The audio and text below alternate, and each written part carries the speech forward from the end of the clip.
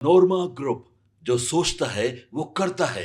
आपके अपने सपनों का आशियाना। किंतु परंतु का समय समाप्त हो गया और अब बिहार में विशुद्ध राजनीति शुरू हो चुकी है। जैसा कि आप सभी जानते हैं कि सीज़ फायर के बाद युद्ध की स्थिति तो लगभग अब समाप्त होती हुई दिखाई दे रही है। तो वहीं आपको बता दें कि अब राजनीति जम करके होगी। खास करके अब कई मुद्दे होंगे जिन मुद्दों को लेकर के अब राजनीति गरमाएगी। बिहार में खास करके अगर देखा जाए तो चुनावी साल है और चुनावी साल में कुछ बातों को लेकर के लगातार चर्चा चल रही थी और जिस पर विराम लग गया था। खास करके अगर देखा जाए तो नीतीश कुमार के मुख्यमंत्री का चेहरा घोषित करने और निशांत की एंट्री का बात और चर्चा लगातार चल रही थी, लेकिन इस पर मुहर अब तक नहीं लगी थी। लेकिन अब ये बात साफ होने लगी है कि निशांत की एंट्री का जो है वो रास्ता साफ हो चुका है। इस बार मुख्यमंत्री नीतीश कुमार के बेटे निशांत कुमार सीधे तौर पर राजनीति में एंट्री करेंगे। निशांत कुमार इस बार खुलकर मीडिया के सामने भी आ रहे हैं और पिता की उपलब्धियों को गिनाना भी शुरू कर चुके हैं, जिसकी चर्चा हम लगातार आपको कर रहे हैं। राजनीति के पीच पर अब वो मजबूती के साथ अपनी मजबूत पकड़ बनाने और उस पर जम करके खेलने के लिए वो तैयारी कर चुके हैं। आपको बता दें कि लगातार ये हर चौक चौराहे पर आपको चर्चा में देख रहे होंगे कि अपने पिता की उपलब्धियों को बिहार में विरासत की एक जंग के रूप में, चुनौती के रूप में उन्होंने स्वीकार किया है। और इन सभी बातों को लेकर के राजनीतिक बीच पर मुख्यमंत्री नीतीश कुमार के बेटे निशांत की बैटिंग शुरू हो चुकी है।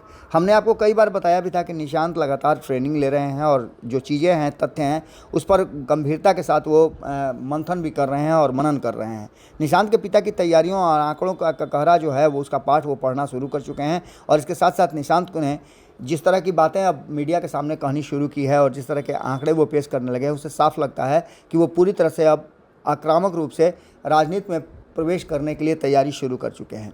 उनकी एंट्री को लेकर के कई बार आपने देखा भी होगा कि उनके पक्ष और विपक्ष दोनों तरफ से लगातार ये बात चर्चा में थी कि निशांत को राजनीति में एंट्री करनी चाहिए। कई लोगों ने इस पर विराम भी लगाया था। हालांकि उन्हीं की पार्टी के लोगों ने भी कई बार, जैसे आपने सुना होगा कि श्री भगवान कुशवाहा ने पहले निशांत की एंट्री को लेकर के पूरी तरह से जो बयान दिए थे, उस बयान पर काफ़ी कोलाहल हुआ था।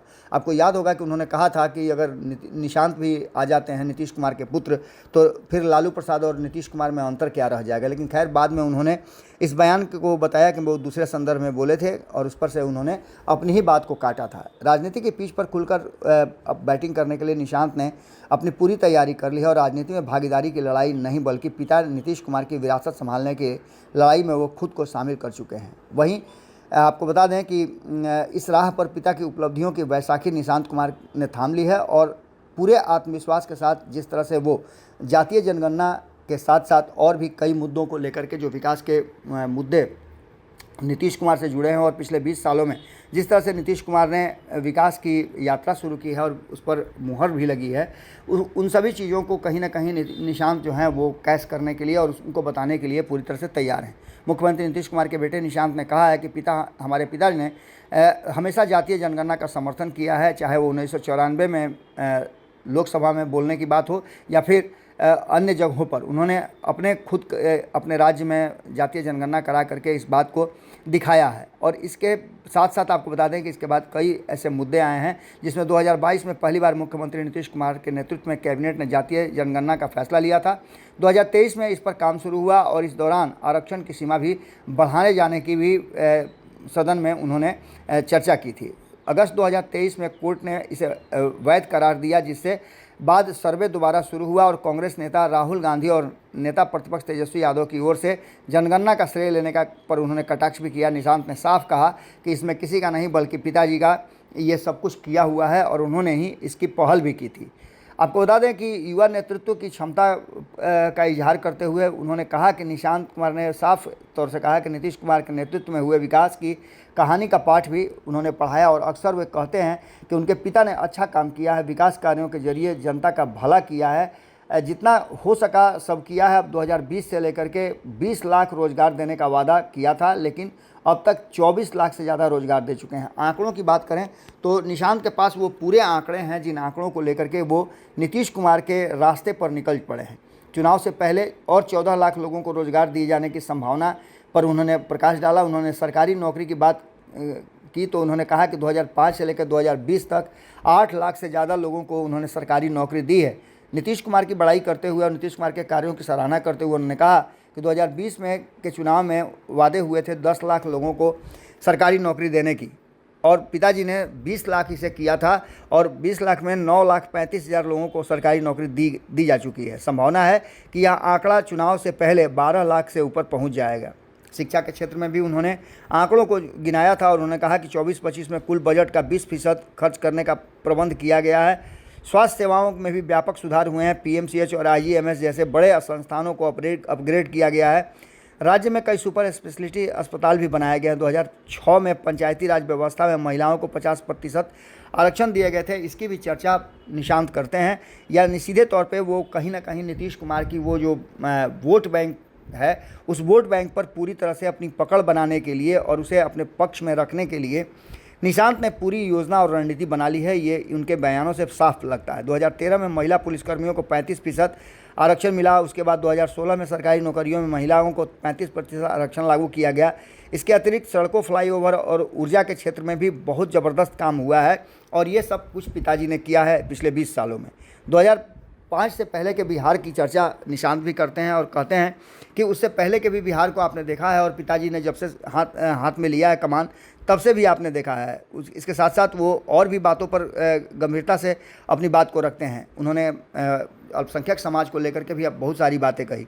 बिहार में उन्होंने कहा कि उपलब्धियों के पर विरासत संभालने की जो निशांत ने शुरुआत कर दी है, सामाजिक न्याय और MY के समीकरण पर नेता प्रतिपक्ष तेजस्वी यादव ने युवा नेतृत्व का आगाज किया है। अब तो मुख्यमंत्री की रेस में तेजस्वी यादव को लेकर काफ़ी चर्चा होने लगी। फिलहाल नेता प्रतिपक्ष के पद पर विराजमान हैं वो, लेकिन दलित के हक को लेकर के लंबी लड़ाई लड़े स्वर्गीय रामविलास पासवान के पुत्र भी अब केंद्रीय मंत्री हैं, चिराग पासवान, जो बिहार की कमान संभालना चाहते हैं, और उन्होंने कहा भी है कि वो बिहार में आना चाहते हैं। इसके अलावा आपको ये भी मालूम होगा कि जीतन राम मांझी के पुत्र भी, जो पूर्व CM रहे हैं बिहार के, उनके पुत्र भी अब पूरी तरह से राजनीति में आ चुके हैं, और वो भी उनको लेकर के भी कहना है जीतन राम मांझी का, उनमें भी मुख्यमंत्री बनने की क्षमता है। यानी मुख्यमंत्री की रेस में एक बार फिर से नेता पुत्रों की बाढ़ आ गई है, और लगातार इसकी तैयारी अभी और कई हैं जो राजनीति में प्रवेश करना चाहते हैं, और राजनीति में उनकी अपनी एक अलग पहचान भी बनाई गई है। 2024 में 100% रिजल्ट देकर के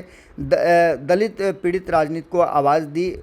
इसके साथ साथ आपको बता दें कि एक तरफ चिराग पासवान तो दूसरी तरफ निशांत की राजनीति में एंट्री होने वाली है। वहीं इससे पहले तेजस्वी यादव पिछले 2015 से ही बिहार की राजनीति में हैं, और संतोष सुमन भी बिहार की राजनीति में पूरी तरह से अपने आप को झोंक चुके हैं। अब देखना ये होगा कि दो हाथ आजमाने की तैयारी में लगे ये नेता पुत्र आगे क्या कुछ करते हैं। लेकिन एक बात तो आप मान के चलिए कि जिस तरह से तैयारियां हो रही हैं, उसने साफ कर दिया है कि कहीं ना कहीं नीतीश कुमार के पुत्र निशांत की एंट्री का सभी को इंतजार है। वो किस तरह की राजनीति करते हैं ये भी देखना है। यानी सीधी तौर पे हम लगातार, सबसे पहले भारत लाइव ने भी इस बात को उठाया था कि नीतीश कुमार के पुत्र निशांत की एंट्री हो सकती है। अब तो साफ जदयू के लोगों का कहना है कि अगर निशांत की एंट्री नहीं होती है तो ऐसी स्थिति में पूरी तरह से ध्वस्त हो जाएगा जनता दल यूनाइटेड, और जनता दल यूनाइटेड कई खंडों में टूट जाएगा। निशांत ही हैं जो जनता दल यूनाइटेड और नीतीश कुमार की विरासत को संभाल सकते हैं। ऐसे में युद्ध खत्म हो गया है और बिहार में राजनीति शुरू हो चुकी है, और निशांत की एंट्री का रास्ता भी साफ हो चुका है। नीतीश की कुर्सी पर उनकी ताजपोशी होगी। यानी सीधे तौर पे ये कहा जा रहा है कि संगठन से उनकी शुरुआत होगी, यानी उन्हें पार्टी के अध्यक्ष पद पर बैठाया जा सकता है। राष्ट्रीय अध्यक्ष की कुर्सी अभी तक नीतीश कुमार के पास है। कार्यकारी अध्यक्ष के रूप में संजय झा काम जरूर कर रहे हैं, लेकिन नीतीश कुमार ने उस अध्यक्ष पद की कुर्सी अपने पास रखी है। देखना होगा कि क्या कुछ निकल के सामने आता है। जुड़े रहिए भारत लाइव के साथ। बहुत बहुत धन्यवाद। आपके सपनों को हमने सजाया है, ई होम्स पैनोरमा को हमने बनाया है। ई होम्स मेरा एक सपना था जिस पे मैं पिछले 4 साल से काम कर रहा था। हमने जो बनाया है वो सबने है माना। ई होम्स पैनोरमा में हो आपका भी आशियाना। और फाइनली हमने 2021 में इस प्रोजेक्ट को लॉन्च किया। बहुत लोग अप्रिशिएट कर रहे हैं कि पूर्णिया जैसे शहर में, बिहार के, एक तो बिहार की बात करें उसमें भी पूर्णिया जैसे छोटे जगह में इस तरह का लाइफस्टाइल देना, ये सुन के हम लोगों को बहुत अच्छा लगता है। ई होम्स में हमने कुछ और भी किया है, जैसे हम जिस जगह में रह रहे हैं हमारे फैमिली सिक्योर हो, उनको सिक्योरिटी का ध्यान में रखा है। आपकी सुविधा और सुरक्षा आपके लिए खास है। ये आपका विश्वास है। इसमें आर्टिफिशियल इंटेलिजेंस का 7 लेयर सिक्योरिटी का हमने इस्तेमाल किया है। लस ग्रीन कैंपस को बनाया है। यदि हमारा बाउंड्री वाल है तो वो वर्टिकल गार्डन है। ये जितनी भी फैसिलिटी होता है एक इंटरनेशनल टाउनशिप में ई होम्स है, ये हम लोग विश्वास नहीं कर पा रहे हैं। जो भी हमारे मित्र दोस्त या जो भी हमारे बाहर के बाहर आते हैं तो हम लोगों को बहुत अच्छा सुनने को मिलता है और बहुत अच्छा क्रेडिट मिल रहा है। वो सारा हमने सिर्फ एक बिल्डिंग नहीं बनाया, हमने एक बहुत अच्छा लाइफस्टाइल दिया ई होम्स में, और मेरा एक सपना था जिसको मैं आज फुलफिल होते हुए देख पा रहा हूँ। ये आपका आवास है। ई होम्स पैनोरामा में अब आपका निवास है। E Homes Panorama, luxurious lifestyle redefined. Panorama group, जो सोचता है वो करता है। अगर ये वीडियो पसंद आई और वह बिहार के राजनीति और बिहारियत से सरोकार रखेनी तो सब्सक्राइब बटन दबा के चैनल के सब्सक्राइब कर ली। ओजे एगो घंटी बा, ओकरा बटन दबा देला से कुल सटीक और मारक खबर रुआ मुफ्त में मिल जाई। अगर रुआ पत्रकारिता के हमनी के नया प्रयोग में सहयोग कर चाहतानी तो ज्वाइन बटन दबा दी। पेटीएम नंबर नोट कर ली 9386 816